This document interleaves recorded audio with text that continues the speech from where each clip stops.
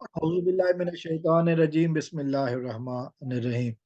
दोस्तों, इस वीडियो में मैं बात करूंगा मरहूम आमिर लियाकत हुसैन की तीसरी बीवी दानिया मालिक अल मरूफ दानिया शाह के हवाले से।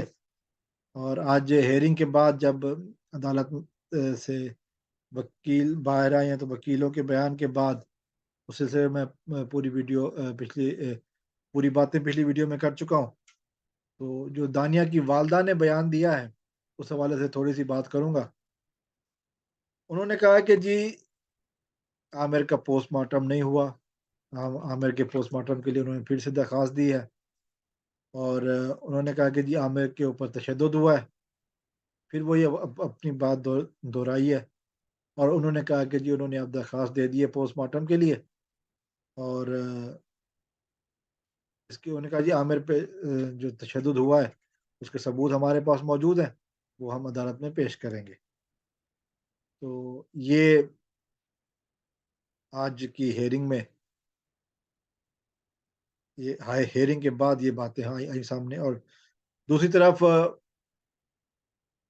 जो एप्लीकेंट हैं उनके वकील ने ये कहा कि depression is a silent killer. Depression पर पोस्टमार्टम नहीं होता। आमिर साहब की वफात जो है ना वो डिप्रेशन की वजह से हुई। इन वीडियोस की वजह से वो खास से डिप्रेशन में थे और उस डिप्रेशन की वजह से आमिर साहब की मौत हुई। और डिप्रेशन जो है ना वो पोस्टमार्टम में समझ नहीं आता और पोस्टमार्टम के ऊपर जो है ना वो अदालत का फैसला मौजूद है। देखिए, मैं ज़ाती तौर पर अगर बात कहूँ, मैं डॉक्टर नहीं हूँ, लेकिन मैं ये बात ज़रूर जानता हूँ, पोस्टमार्टम होने चाहिए था। अगर उसी टाइम ना रोका जाता तो बहुत सारी बातें जो है ना वो सामने आ जाती।